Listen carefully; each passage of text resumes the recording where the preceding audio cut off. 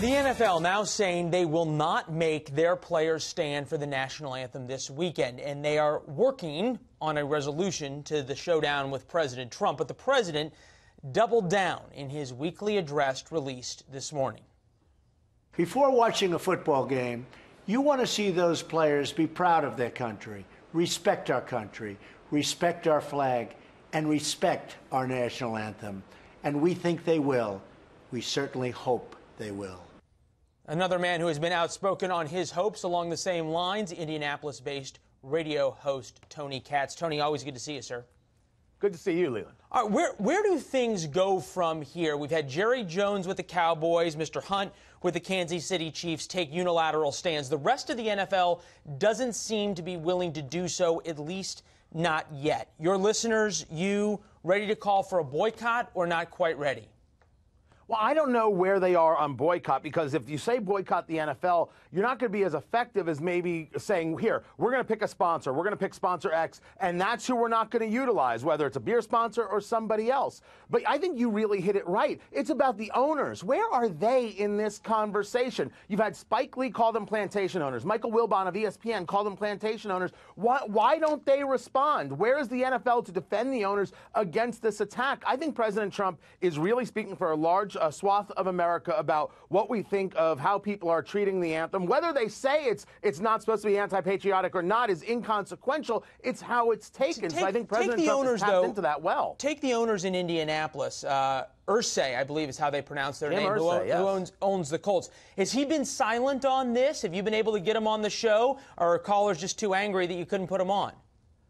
This whole past week and a half was all about Peyton Manning and a statue in his honor and putting him in the Ring of Honor and retiring the jersey. So it has not been front and center in Indianapolis. It's about to be. And the answer is he has been silent. Certainly the Colts have put out statements from the players about how they believe in unity and they believe they should fight injustice, which is completely fine. I want to fight injustice, and so do you. But they haven't taken a knee in 2 weeks. And I'm very doubtful that on Monday Night Football against the Titans that they're going to take a knee as well. But has Jim Irsay, the owner, been outspoken in the we shouldn't do this or we should do this? The answer is no. And I don't think enough of the owners have been. The owners have to step up for their fans and answer those questions. Well, you also make a good point, though, that we don't know what Mr. Irsay has said to his players behind the scenes. But the culture war issue that the president's brought up has brought up a big question, at least here in Washington, where we think every question that we think is important matters, is what it means to be a capital R Republican. This is what Jerry Falwell Jr. had to say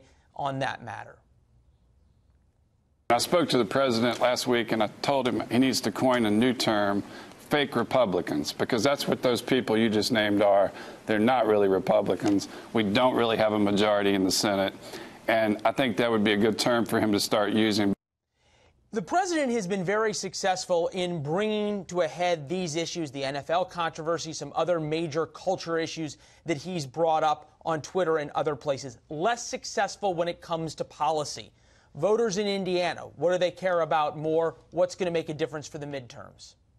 Well, they care about policy more in that Obamacare, for example, and what the president just did with the executive order with the help of Senator Rand Paul is going to hopefully give them some more opportunities. They still want to see it gone. They realize that everything has gone up for them, and they've gotten, in the main, no upside. But that whole thing about uppercase R, capital R Republican, I think for conservatives, they want to see people get back to classical liberal, not necessarily classical Republican. And you got to do a little research to know what that means, where government is small and efficient and people are allowed to live their lives the way they see fit, that they're not beholden in some kind of weird serfdom regarding taxes or Obamacare or anything else to the federal government. So no. Policy still drives, but these culture war things are about a much bigger playing field, about those who want to control, try to control. Tony, you know better than I do that we don't run the show. It's our producers in our ear who are yelling rap. We got to run, buddy. We'll talk to you soon.